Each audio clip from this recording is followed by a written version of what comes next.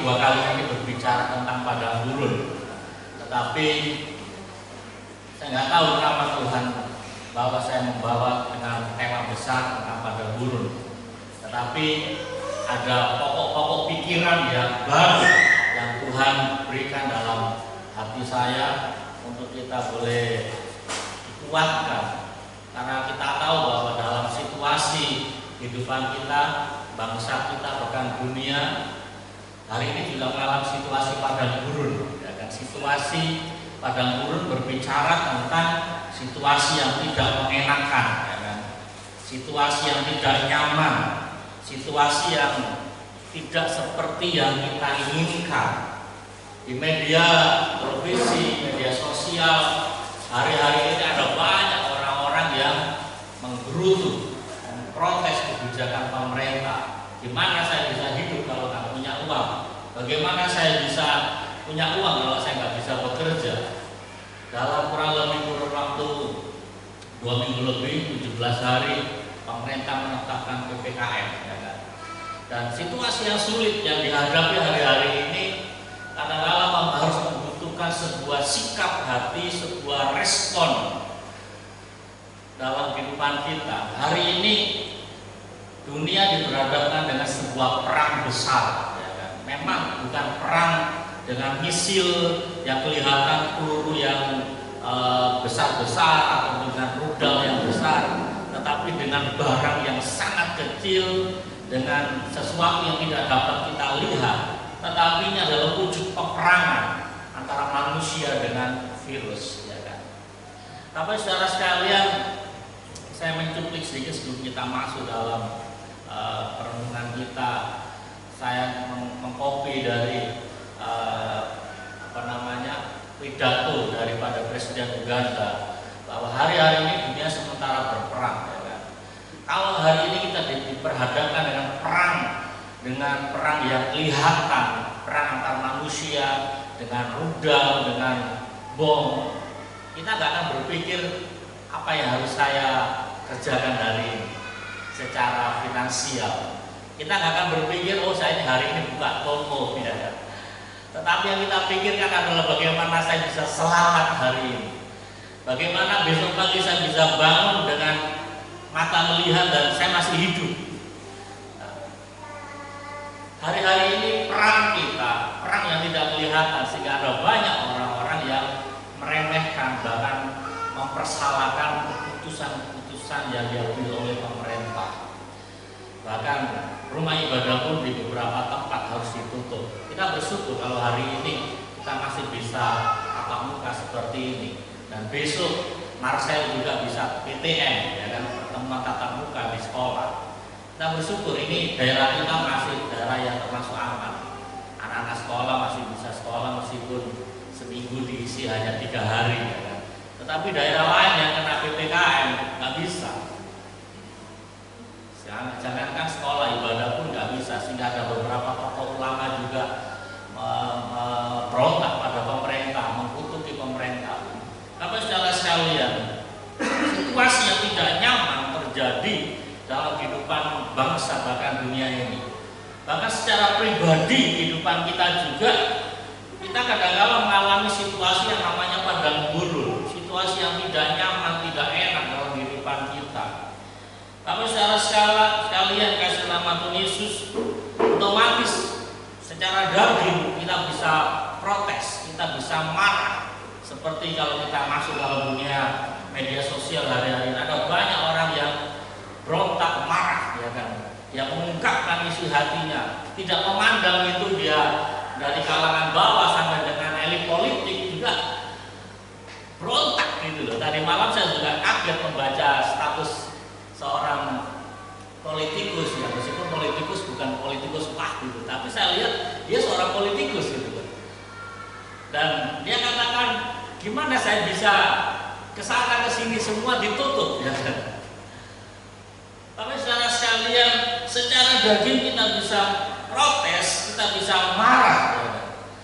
Tetapi fakta berbicara, ini loh kenyataannya. Ini loh kenyataannya. Beberapa daerah kota besar, rata-rata ibu kota provinsi semua PPKM.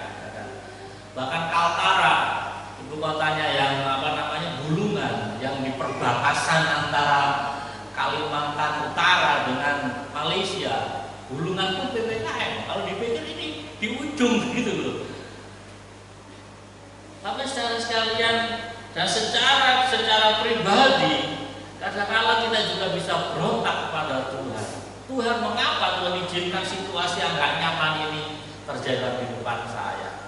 Bahkan ada beberapa orang Kristen juga pada saat mengalami situasi padang gurun, mereka katakan yang mengungkit-ungkit kebaikannya, yang mengungkit-ungkit kesetiaannya pada Tuhan. Bahkan tidak jarang ada orang-orang yang mengungkit akan pemberian-pemberiannya pada Tuhan pada saat masuk dalam situasi padang gurun. Tetapi saudara percaya atau tidak, fakta berbicara dalam kehidupan kita, kadangkala Allah sendiri yang membawa. Bukan kita yang membawa diri masuk padang gurun, tetapi Allah sendiri yang membawa. Kalau Allah yang membawa kita masuk dalam situ, bagaimana? Nah, oleh karena itu, pagi ini kita akan belajar hal-hal apa saja yang akan terjadi di padang gurun. Jangan kita hanya melihat padang gurun adalah situasi yang tidak nyaman, tetapi percaya atau tidak, di padang gurun saya katakan ada banyak berkat yang Tuhan sediakan. Amin. Di padang gurun ada banyak mujizat yang Tuhan kerjakan. Di padang gurun bagaimana kita bisa merasakan penyertaan Tuhan. Di padang gurun bagaimana kehidupan saudara-saudara, karakter kita, rohani kita diperbaharui Tuhan di mana? Di padang gurun. Kita akan lihat di dalam kitab Keluaran. Kitab Keluaran pasal 13. Ayat yang ke-18. Dikatakan, tetapi Allah menuntun bangsa itu berputar. Ya kan? Dikatakan berputar melalui jalan di padang gurun menuju ke laut Teberau. Dengan siap sedia berperang, berjalanlah orang Israel dari tanah Mesir. Satu ayat ini kiranya menolong saya dan saudara bahwa ada sebuah kesengajaan daripada Tuhan. Bukan Tuhan tidak tahu jalan menuju tanah Kanaan. Bukan Tuhan tidak tahu bahwa ini jalan yang pendek menuju tanah Kanaan. Di dalam ayat yang 17 di situ dikatakan, setelah Fir'aun membiarkan bangsa itu pergi, Allah tidak menuntun mereka melalui jalan ke negeri orang Filistin, walaupun jalannya paling dekat. Ada jalan yang paling dekat. Buktinya apa? Ketika anak-anak Yakub, ya kan? Pada saat tanah Kanaan mengalami kekeringan, pada saat tanah Kanaan mengalami kelaparan, bagaimana Yakub yang menyuruh anak-anaknya menuju ke Mesir? Enak aja mereka bolak-balik ya. Enak aja mereka datang ke Mesir, kemudian pulang membawa gandum-gandum untuk makanan mereka. Tetapi peristiwa pada saat bangsa Israel ini keluar dari tanah Mesir menuju tanah Kanaan, Alkitab katakan apa? Allah menuntun bangsa itu berputar. Sudah berputar lewat padang gurun lagi, double. Sudah lebih jauh padang gurun lagi. Tapi secara sekalian, situasi yang sepertinya kadang-kala kita hadapi. Tetapi percayalah bahwa di padang gurun kita akan melihat akan sesuatu yang dahsyat. Kita akan cepat aja sih. Pertama ada apa? Ada ujian. Berbicara ujian, saudara jangan takut. Jangan. Anak kelas 1 bisa naik kelas 2 harus lewat ujian. Saudara dulu dari SD masuk SMP bagaimana caranya? Ujian dulu. Tanpa sebuah ujian kita nggak akan next level. Tanpa ujian kita nggak bisa naik tingkat. Tanpa ujian kita nggak bisa melihat sesuatu yang baru daripada Tuhan. Nggak bisa. kita menolak sebuah ujian, maka kehidupan kita hanya di situ-situ terus. Kalau saya dan saudara ingin naik ke tingkat yang lebih tinggi, harus melalui sebuah ujian. Tapi saudara sekalian, memang pada saat kita berbicara ujian, kita kadang-kadang dibuat khawatir, kita takut. Mengapa kita takut dan khawatir? Karena kita nggak siap. Sama seperti pada saat kita sekolah dulu, besok ujian, maka malam-malaman kita dibuat harus belajar. Kalau kita sudah belajar hari-hari, ngapain takut? Ya. Pada saat saya masih kuliah dulu, pada saat kalau ketemu ada satu dosen, itu setiap kali tatap muka harus kuis. Kuis itu ulangan kecil. Ya. Pokoknya dia masuk, sudah. Semua buku tutup. Maka ada 10 soal yang dia kasih. Dalam waktu 10 menit sampai 15 menit harus sudah selesai kumpul. Nah, kumpul baru mata kuliah lagi dibuka. Setiap kali. Bagaimana kami bisa mengisi itu? Ya kami harus setiap kali belajar. Ya.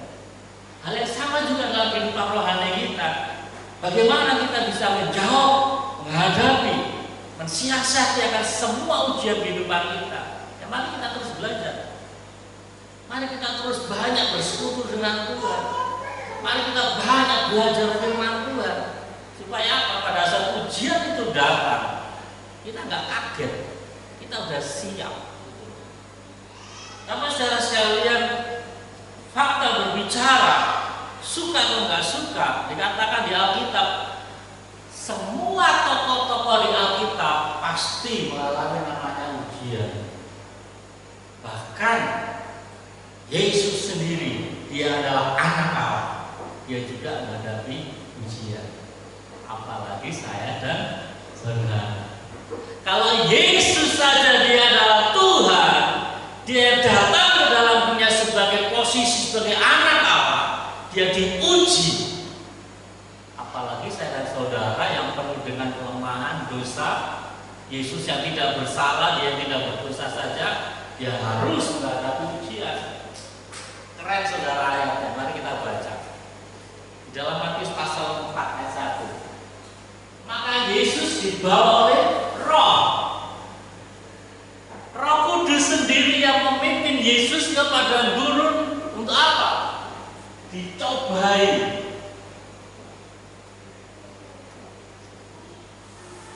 Bukan Yusuf dan Maria yang membawa Yesus ke padang gurun untuk diuji. Dikatakan pribadi yang ketiga daripada Allah, yaitu Roh Kudus, R besar, yaitu Roh Kudus. Roh Kudus membawa Yesus ke padang gurun untuk dicobai.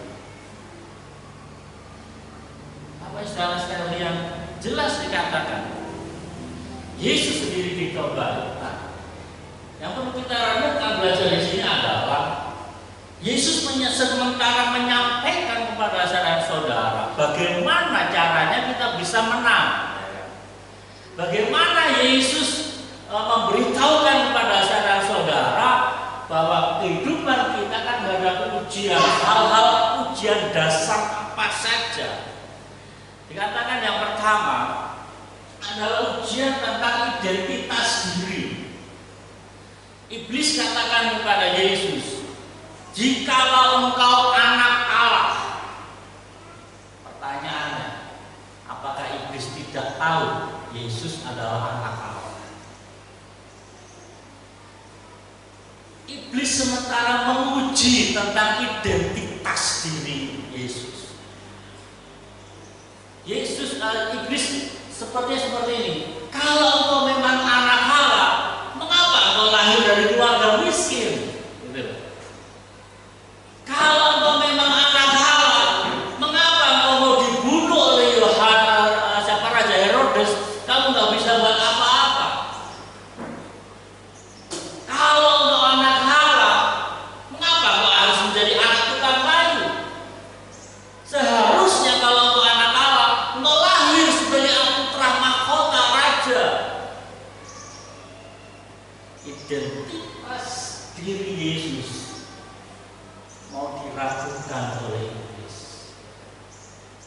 sama, kadang-kadang juga iblis berbicara dalam kita. Kalau engkau memang orang Kristen yang baik, apa engkau menghadapi situasi yang seperti ini? Identitas kita iblis uji lagi. Kalau engkau memang suka memberi, mengapa engkau masih kekurangan? Ya kan? Seperti itu. Identitas penting. Dalam skripsi saya berbicara tentang peran konseling untuk mengetahui identitas diri seorang anak muda. Mengapa?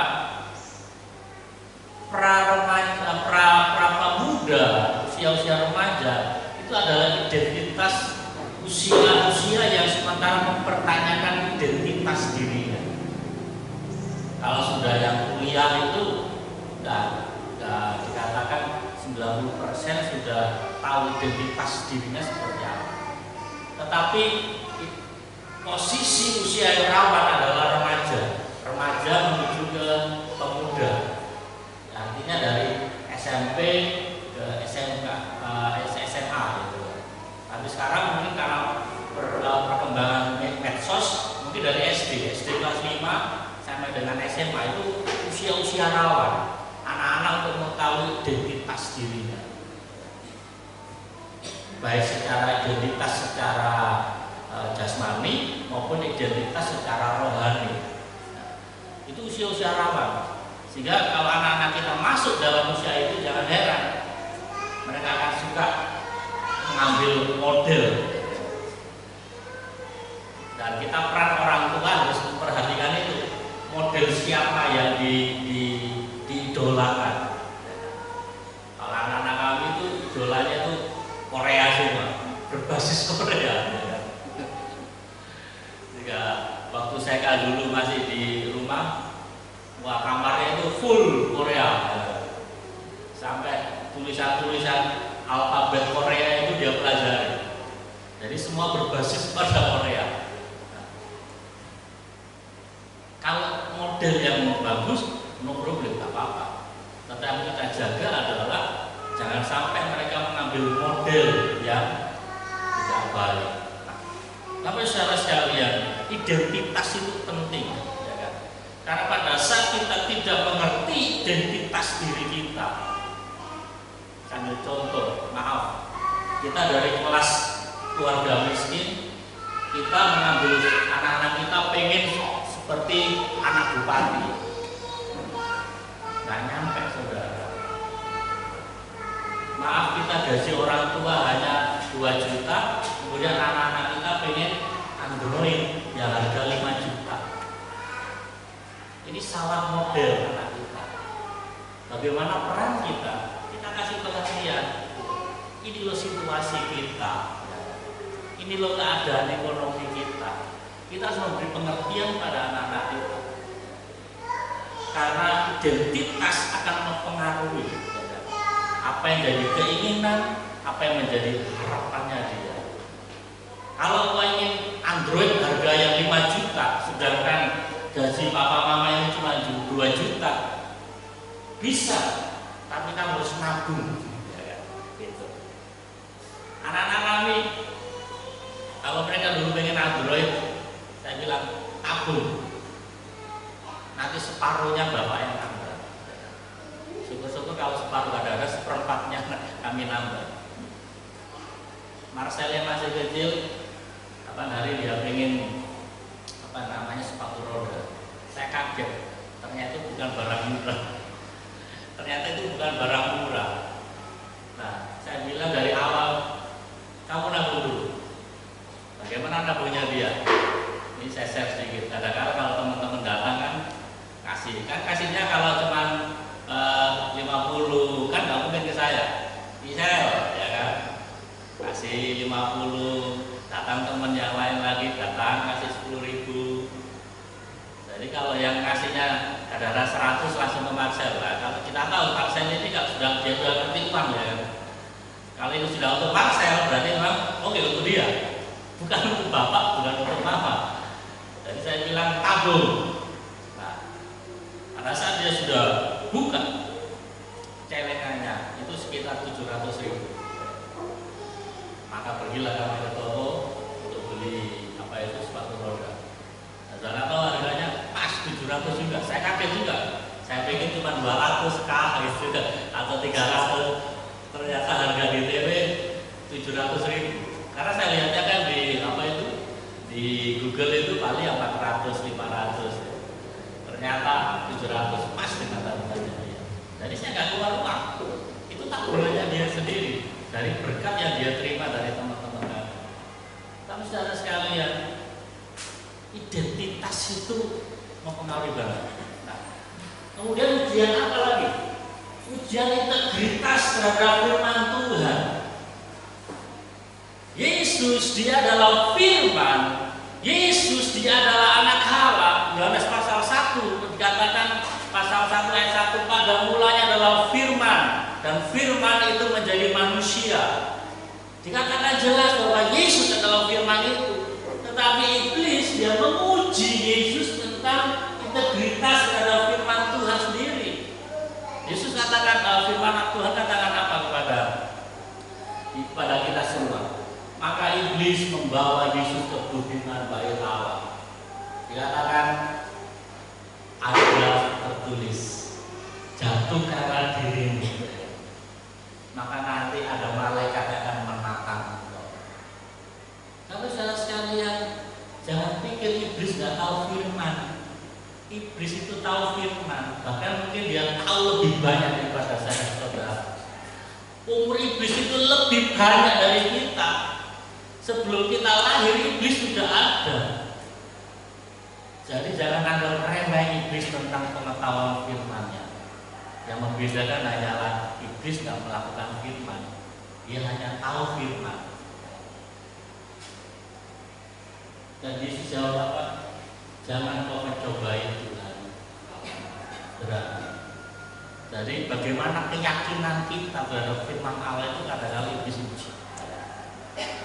Mari kita percayakan firman Tuhan. Yang ketiga, ujian tentang apa? Tujuan hidup. Ketika iblis sudah kalah dalam dua ujian, katakan maka iblis membawa Yesus ke gunung yang paling tinggi. Di situ saudara perlu tahu.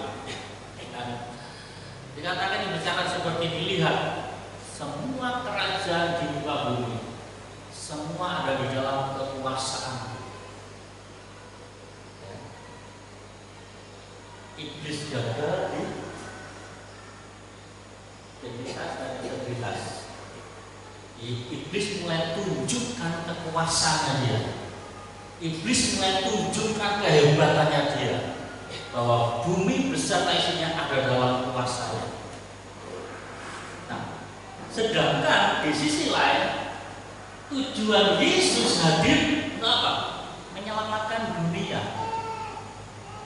Tujuan Yesus lahir dalam peristiwa Natal adalah untuk menyelamatkan umat manusia. Iblis memberi jalan pintas. Semua kerajaan dunia dan kejayaannya semua dalam kuasa itu akan diberikan kepadamu. Kan jalan pintas ya. Tetapi dikatakan kalau mau sujud menyembah kepada. Iblis tahu tujuan Yesus itu apa. Iblis tahu akan tujuan hidup saya dan saudara itu apa. Oleh karena itu mari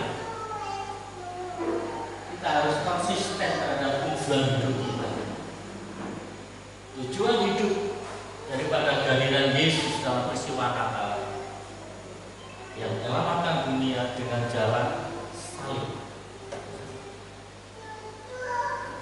Nah, tujuan hidup kita apa sih? Mari kita renungkan tentang kita masing-masing. Kita jadi orang Kristen itu tujuannya apa sih? Kita menjalani kekristenan kita apa tujuan? Mari kita pelajari di situ. Mari kita renungkan. Kalau tidak kita ketahui tujuan hidup kita, maka iblis mudah memberikan jalan pintas. Iblis mudah menawarkan sesuatu pada kita sehingga kita menjadi pengikut iblis. Saudara tahu, iblis memberikan kekuasaan pada Yesus. Apa yang terjadi? Yesus ada di bawah otoritas daripada iblis.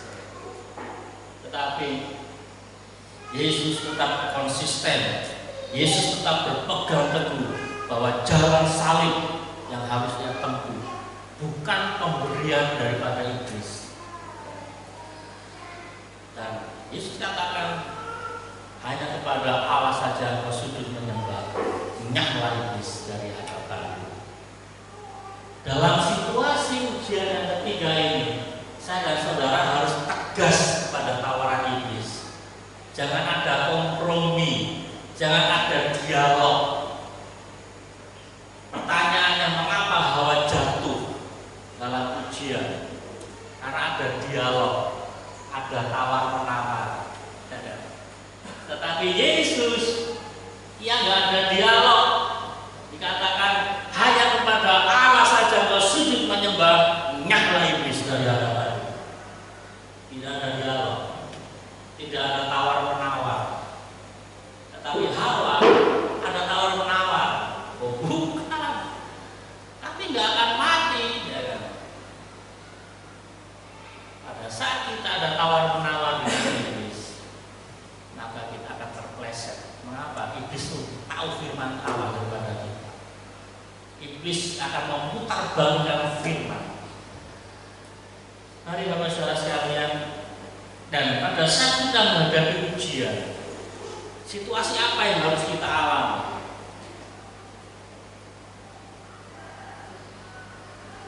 Belum kita masuk dalam pokok pikiran ini, dikatakan ada sebuah perubahan mentalitas atau karakter seorang budak menjadi karakter seorang penyembah Allah yang itu. Ini berbicara tentang tadi pembacaan kita Keluaran. Mengapa Tuhan membawa bangsa Israel keluar dari tanah Mesir ke padang gurun? Allah ingin mengubah, ya kan? Allah ingin mengubah mentalitas budak daripada bangsa Israel. Saudara bisa bayangkan bangsa Israel di tanah Mesir 400 tahun. Boleh kita katakan itu mungkin sekitar, kalau zaman dahulu ya antara tiga generasi. Nah, generasi yang keempat itu yang keluar. Artinya kalau saya ada di situ, berarti saya lahir langsung lihat Mesir. Saya lahir langsung lihat perbudakan. Saya lahir langsung saya punya mental saya budak. Identitas diri saya budak. 400 tahun generasi. Dan generasi Musa adalah generasi yang keempat. Nah, Bapak saudara sekalian, Allah ingin mengubah mental seorang budak menjadi seorang penyembah Allah yang hidup. Artinya apa? Ini berbicara tentang perjumpaan pribadi.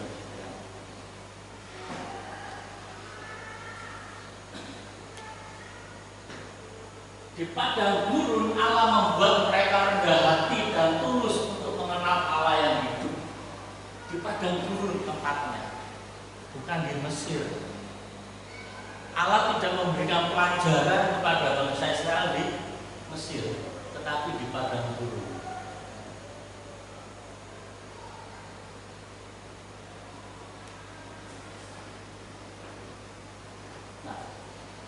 Perkara yang kedua adalah berbicara tentang penyertaan Tuhan.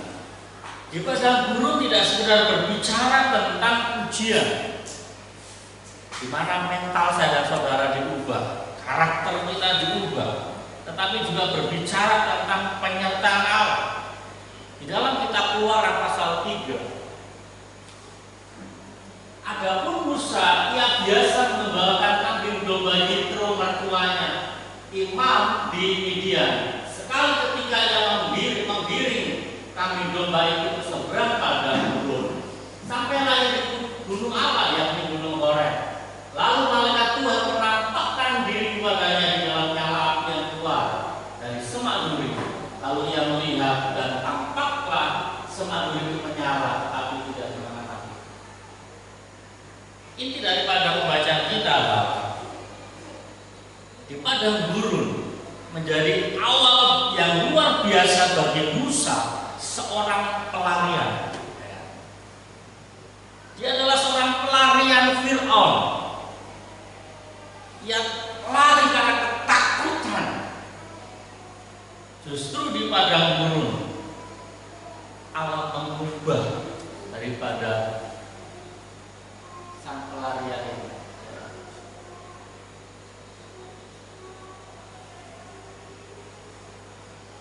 Mental Musa seorang pelarian, orang katakan mental seorang pecundang. Mental seorang pecundang dirubah oleh Tuhan di padang gurun. Melalui apa? Situasi perjumpaan pribadi dia dengan Tuhan. Padang gurun menjadi awal yang baik bagi Musa untuk dia menjadi seorang pemimpin besar. Padang gurun mengubah daripada kehidupan daripada Musa, seorang putra mahkota berubah menjadi seorang pelarian, dan Allah tidak membiarkan seperti itu terus. Tetapi Allah ingat akan janjinya. Di dalam kitab Kejadian pasal 15 ayat yang ke-13, di situ dikatakan bahwa ketahuilah dengan sesungguhnya bahwa keturunan akan menjadi seorang asing dalam suatu negeri yang bukan kepunyaan mereka, dan bahwa mereka akan diperbudak dan dianiaya 400 tahun lamanya. Tuhan sudah menyampaikan kepada Abraham jauh sebelumnya, dan Allah ingat, wow, Musa adalah generasi keempat. Tapi saudara sekalian, padang gurun berbicara bagaimana penyertaan Tuhan atas bangsa Israel. Hal ini beritahukan pada saya dan saudara bahwa ketika kita menghadapi situasi yang sulit, percaya bahwa pertama Tuhan beserta.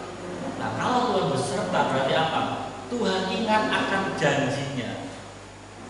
Mengapa Tuhan menyertai bangsa Israel? Karena Tuhan ingat janjinya pada Abraham. Dalam kitab Kejadian tadi pasal 15 ayat 13, Tuhan ingat perjanjiannya dengan Abraham. Nanti generasi atau keturunan yang keempat dia akan keluar dari tanah perbudakan. Dan situasi terjadi pada saat Musa memimpin akan bangsa Israel. Berkatalah Musa kepadanya, jika engkau sendiri tidak membimbing kami, janganlah suruh kami berangkat dari sini. Tapi saudara sekalian, sebagai orang-orang percaya, kita mesti mengandalkan akan penyertaan Tuhan.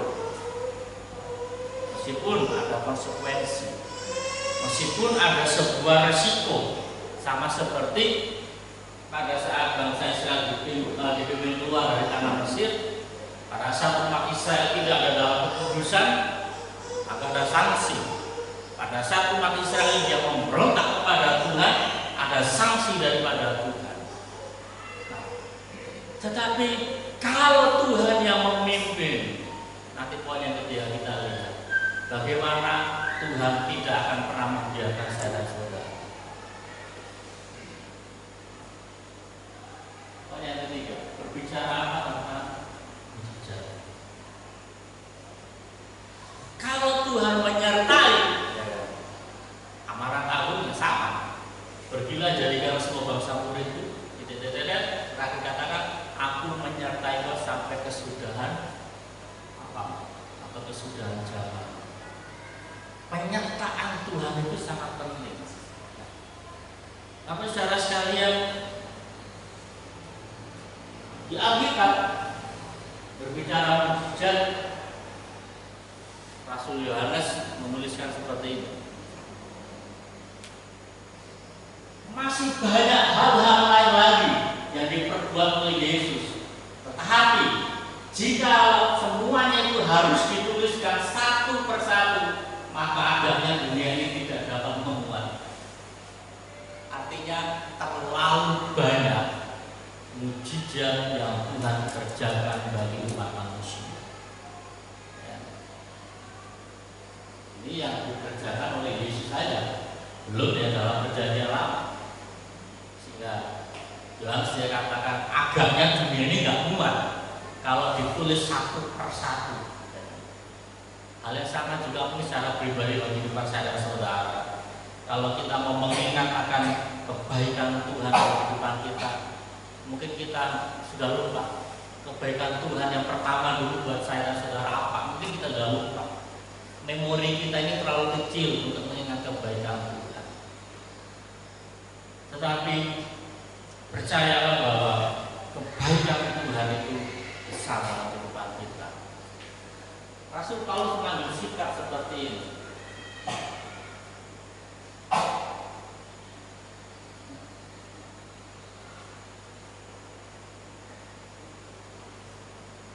Enggak saya catat, sorry. Dalam 2 Korintus pasal 12 ayat 9, nanti saudara bisa lihat di buletin, dikatakan, tetapi jawab Tuhan kepadaku, cukuplah kasih karuniaku bagimu, sebab justru dalam kelemahanlah kuasaku menjadi sempurna. Sebab itu terlebih suka aku bermegah atas kelemahanku, supaya kuasa Kristus turun menaungi aku. Akhirnya Rasul Paulus menyadari bahwa penyertaan Tuhan itu cukup gitu. Bahwa kalau Tuhan beserta saya, maka mujizat pertolongan Tuhan pasti terjadi. Selama saya dan saudara ada dalam posisi tetap ada di dalam penyertaan Tuhan. Pastikan kehidupan kita hari ini kita ada di dalam penyertaan Tuhan. Kita nggak keluar dari penyertaan Tuhan. Dulu saya kirim firman Tuhan pada pagi ini. Saya kasih sebuah kisah nyata apa yang kami alami. Ya lebih tepatnya biar kami yang alami ya. Beberapa tahun lalu sebelum saya agar itu kandang ayam itu. Suatu pagi jam 5 saya dikagetkan ayam teriak-teriak, petok. Ternyata datang 4 ekor anjing. Bukan anjing kami, karena waktu itu saya belum punya anjing. Anjing besar-besar. Saya lihat tuh ayam berhamburan semua. Saya ngomong sama si ayam-ayam ini, kalau datang anjing jangan keluar kandang. Kalau kamu keluar kandang maka anjing akan merekam kamu. Singkat cerita ada 7 ekor ayam mati karena mereka keluar dari kandang ayam. Karena rasa takut dalam diri mereka makanya mereka keluar. Tetapi saya lihat ayamnya di dalam kandang aman aja, meskipun dalam ketakutan, tetapi mereka aman. Apa maksud daripada cerita saya? Kadang-kala kehidupan saya dan saudara dalam situasi takut, khawatir, kita keluar dari penyertaan Tuhan. Kita keluar dari perlindungan Tuhan. Kalau kita keluar daripada perlindungan Tuhan, kita keluar daripada penyertaan Tuhan, maka iblis dengan bebas akan menerkam saya dan saudara. Hari ini saya katakan secara ekstrim, kalau kita takut dalam menghadapi situasi yang padang buruk, tetap ada di dalam perlindungan Tuhan, tetap ada di dalam naungannya Tuhan. Meskipun anjing menggonggong, iblis menggonggong, dia di luar, dia di luar. Seperti yang Yesus katakan dalam doanya, mereka ada di dalam perlindungan Tuhan. Yesus berdoa kepada Bapa di surga, Bapa, aku tidak meminta Engkau mengangkat mereka, tetapi aku meminta supaya Engkau melindungi mereka.